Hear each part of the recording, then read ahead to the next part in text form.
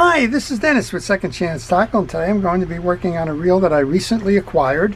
This one is by Quantum. It's a Quantum low-profile baitcaster. This one is the Escalade. It's got a 7.0 to 1 retrieve ratio, lots of ball bearings, but unfortunately, well, when you're cranking it, those bearings are a little noisy and well, they don't spin very well. So we're going to take the opportunity here to show you how the reel was made. We're going to service this reel, and we're going to upgrade the spool bearings in this reel to the Boca Bearings ceramic hybrids. So this is a left-handed low-profile bait casting reel, and we're going to get started by taking off the gear side. We'll service that, then we'll come back and show you how to upgrade and change those spool bearings out. To start with, we're going to remove the handle and the outside assembly, and well, during this process I generally like to do two things. The first is to encourage you to subscribe to my channel if you like the types of videos that I'm producing here. If you like to learn about fishing reel service and repair, or if you like to learn about the reels themselves, if you like to learn about the companies that are making these reels, then I try to cover a lot of that in the course of the videos that I do. So if you like that kind of thing, subscribe. It doesn't cost you anything, and you can learn an awful lot about the reels and how to service them and keep them fishing for a long time.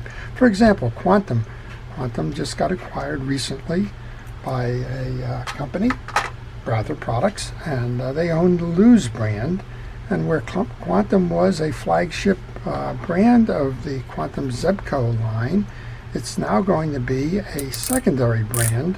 And over time, it's my understanding that the low-profile bait casters that Quantum produces will be discontinued, and that the Lose brand will become the flagship brand for that enterprise, and the Quantum's focus will turn over to spin fishing reels. So we'll see. Okay, we've just taken off the handle and the star adjuster.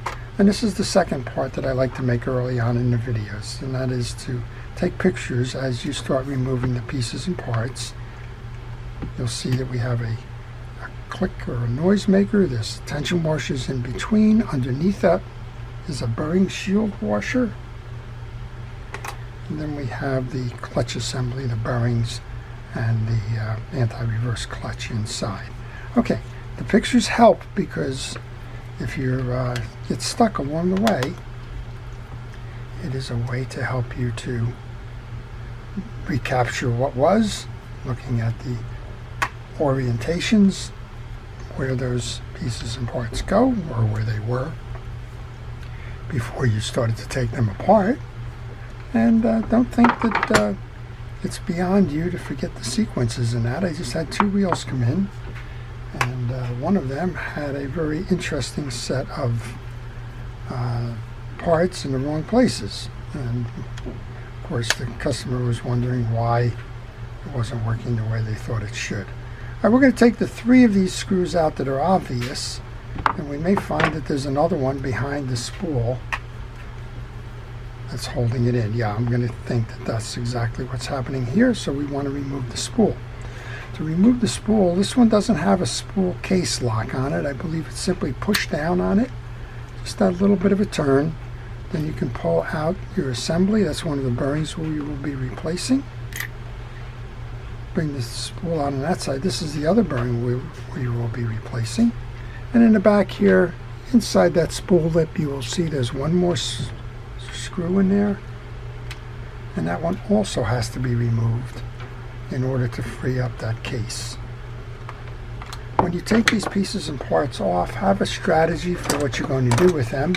Don't wait until they're scattered all over your desk to figure out that you should have done something a different way, or that you're losing pieces and parts.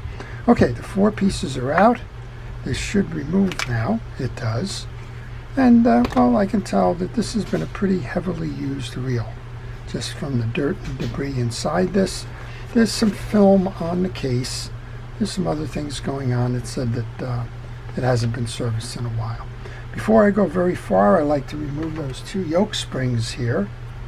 And this is another opportunity for you to take the picture, so that you know what it is before you get too far down the line. Here's your bearing and your anti-reverse clutch. This is your yoke without the springs. And, well, most of what we do in terms of servicing the reel, it's just about cleaning up the dirt and debris and junk that's inside of a reel, inspecting the parts to make sure that they're in good condition, and just reassembling. So we're going to clean this one up. You just saw a lot of that come out. And there's some film on the case here. So I'm going to use a rod and reel cleaner for that. I use Penn Precision rod and reel cleaner. And we're just going to clean that up. Now, it's pretty obvious, I think, that this reel was used in fresh water because I'm not seeing a lot of salt or that kind of gunk on the screws that I take out and that. And salt, well, it's got a micro element to it. When the salt water comes in, it dries off, and a lot of times the salt residue remains.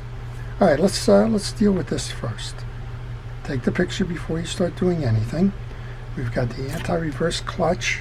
Now notice on the anti-reverse clutch that it's hard to tell which side is which, but there is a little bit of a rim right here, and that's the front side of this. Now these get reversed, and this one is a left-handed drive reel, so when you're driving this reel, let's put that on for a moment. When you're driving the reel, everything is fine. Just holding it steady. And when you go to back it off, that's when this clutch grabs. Well, that's got that little ridge there. You can just see it. That's where a picture has. Now, what happens if you turn it upside down? Well, you won't go forward, you'll go backwards. So just be aware of that. Take notes. All right, underneath that is the inner shield for the anti-reverse clutch. That assembly runs dry, so you need to make sure that you take all the dirt or greases or what have you that's there, take that off. We're going to remove our main gear now, and the click ratchet, our yoke, and our pinion gear. I want to do that, I'm not sure, but I'm thinking that we have a bearing underneath this main shaft, so that would be the next piece we would want to service. And now, unlike the other part of the case, there's no greases in this at all. And, well, you want to make sure that we re-grease and re-lube to get this one running properly. I'm leaving them right on my table now. I'm not putting these into the parts tray because they're going right back on. Okay, pull that shaft up and out, and there is a bearing there. Now, we're going to upgrade this to ceramic bearings. The two bearings that matter for the upgrade are the spool bearings, because that's what's casting all about. And if you're looking for what's the improvement to be had with the ceramic bearings, well, there's several improvements. One of them is that they don't rust, and it's ideal in a saltwater environment to kind of replace those that could be subject to rusting if you're constantly using the reel in that environment. Well, this one's not. This one's being used in fresh water. So what's the other advantage? Well, they're highly efficient, and they have less friction, and they're more precise. If you get the ABEX 7, it's the most precise of all of those. And if you have a situation where you're just looking to improve cast performance, you can do what I'm doing here and just remove and replace the two that are on the spool. If you want to, you can go full circle and do all of them, but again, the performance enhancement or improvement is really coming from the spool part of it, and that's designed because you're going to want to cast further and easier. Okay, I'm just cleaning up the yoke now. There's a little bit of old grease got in the track there. When I do the cleaning, I like to use the least abrasive method possible. So it's usually paper towels, cotton swabs, and occasionally we'll get into using something a little bit more aggressive like a steel wool if we find that we have some issues there. All right, So we've cleaned up the yoke. You're going to notice on the yoke that there are ramps or slanted sides to that. That's going to face in towards the spool. We're going to check the pinion gear. This is completely dry. If you notice that there's some debris in there, get a bristle brush, clean it out. This one's just a basic dollar store brush. You can use any of a number of things. You can use a toothbrush. That'll work fine as well. Once you're satisfied that it's all cleaned up, put some greases on there. Find your slotted side, that's going in. Replace your yoke. Bring that down and over the posts. Just like that. You need to do that before you reinstall the main gear. On the main gear, we just have one big drag washer. That's it. It's a hard washer, so it's not going to be permeable. And since it's not permeable, oops, I just noticed we have a little spacer washer in there too. Since it's not permeable, all you need to do is check. Make sure it's not torn or ripped up or broken in any regard. This one was sticking, so I wanted to just make sure that we got that unstuck. Clean up the inside of your main gear. Again, we're doing the same thing here that we did with the other one. We're checking the teeth, and again, this reel has very clean teeth. But to show you again, just run your brush through there to clear the valleys of those if you notice that there's any old dried greases and the like in there. Big gear ratio here, right? I think it's 7 or 8 to 1. I'll have to go back and check that side plate there. I did have that on there. And I use an artist brush to apply the grease because the artist brushes do not shed hairs.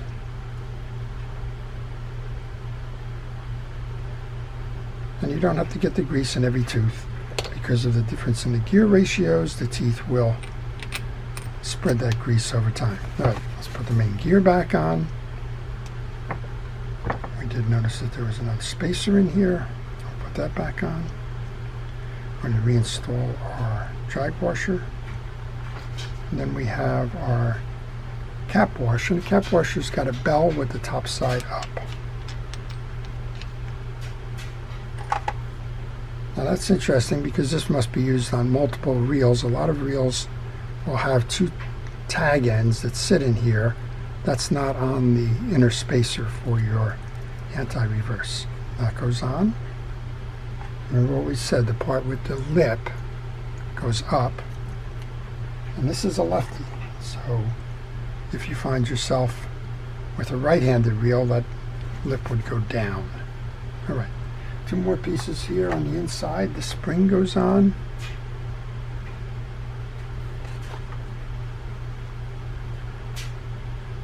And we'll be ready to do that upgrade. Just be careful as you're doing this. I almost dropped it, and if I drop it and hit it, those springs will fly. Okay, we're going to bring the cap on now that we cleaned. Bring that over, line that up. Make sure that all of your sides are nice and tight. If something is binding in there, you need to stop, open it up again, and take a look. Something is obviously out of sequence or whatever to cause that binding, and you don't want to lock it down in that situation. There's 4 screws here. We try to alternate those to keep the tension equal on the case.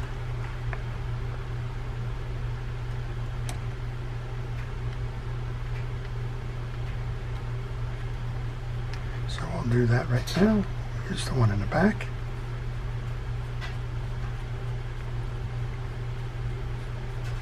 The 3 black screws I noted were all the same, so they can go in any position, but you do need to check as you're working on your reel if you notice that there is a different screw, and we did notice one here, right? The silver screw goes in through the back side of the spool. But if you notice that there's something that's out of sequence or different, make sure you note the position of that. This one's going to be fun to put in. We'll use our micro pliers to get that started.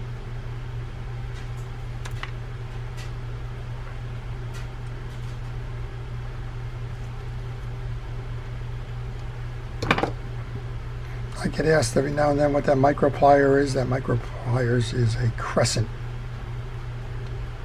pliers.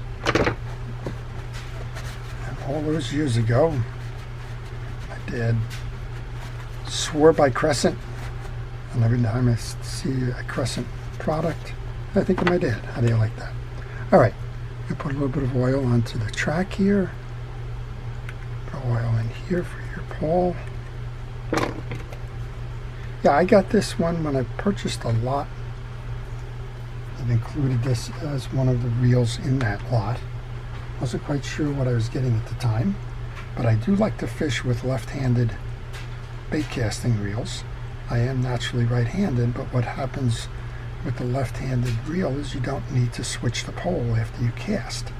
So you can make your cast, have the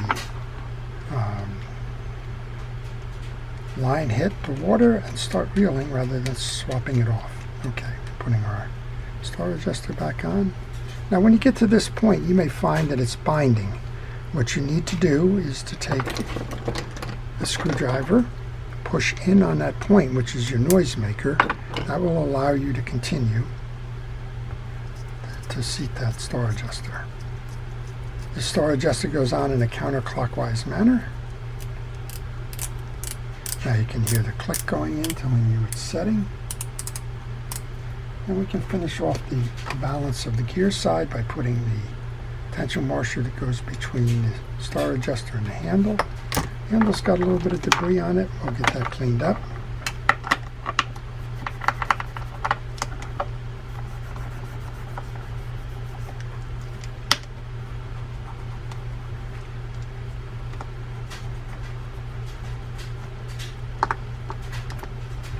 So it's no longer Quantum Zebco, it's now Rather Products. They have a group of products there, but Luz is the dominant one now in that bait casting world. Our handle goes on. Our handle nut goes on. Keep forgetting these are reverse threads.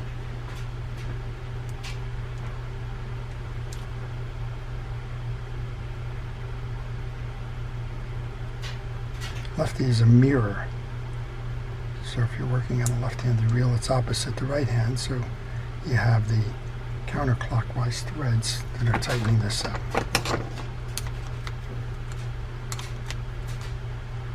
Tighten that down. Let's get our tie down in there. Bring our screw in.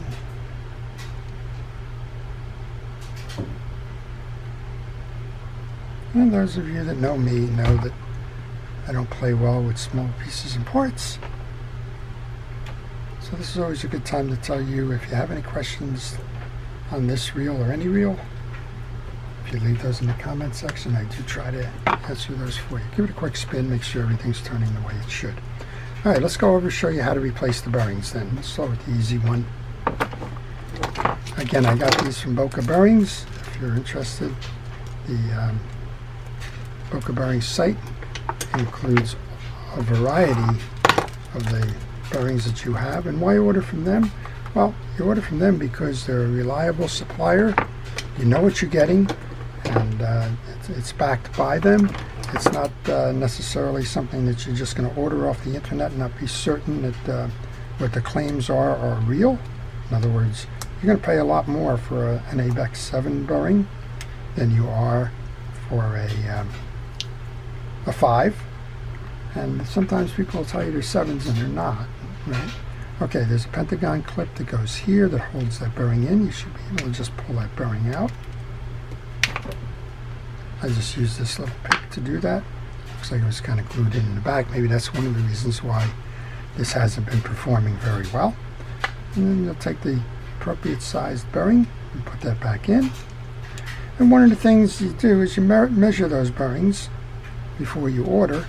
And if you don't have a caliper, which is the most efficient way to order the bearing, well, Boca Bearings has a size chart, a little paper printout that you use, and all you have to do is just pull your bearing and just match it up. So bearings are measured on 3 pieces, It's measured on the inside diameter. That's usually the first number that you see. It's measured on the outside diameter, which is the second number that you would include. And then it's measured on height. So if you have an oddball bearing and you're not seeing that it lines up exactly, what you want to do is you want to just use the one chart to get the outside, use another chart for the inside, and use the third one for the height.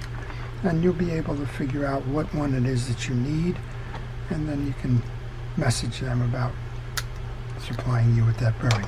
Okay, that's the way that this bearing goes now. And the other one's a little bit more intricate because it's held in by a pin. I'm going to use a bearing pliers for that. The bearing pliers has a push rod right here and a slot that it's going to push the pin through.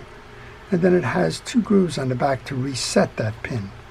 If you work on a lot of bearings, that's the way to do it. So we'll see if we can get this one for you. Line it up, square it up, push it. And sometimes this push rod is bigger than the rod that you're trying to push out. It's a universal tool. If you find yourself in that situation, I use a little pick. This is probably going to be off camera. And I just size up the pick with the remaining piece in that slot. Get my little dead blow hammer and tap it out. After you've tapped that pin out, this is what that pin will look like. Put that in a safe place. Now your bearing is exposed. You can just slip the bearing off. Replace the bearing with the new ceramic bearing. Bring your pin back on.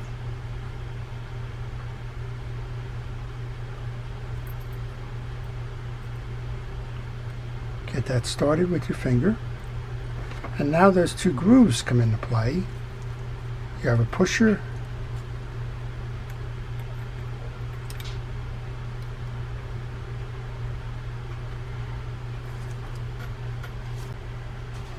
that should do it.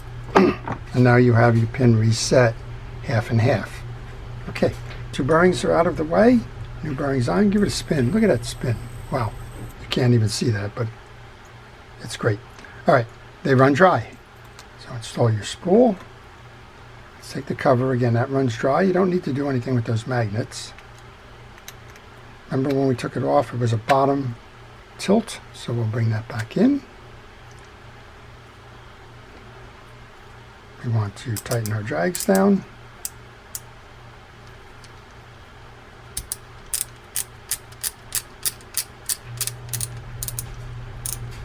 We should be ready for a test. Okay. Wheel turns nice and easy. Just using that spool adjuster a little bit. You should also check your mag on this.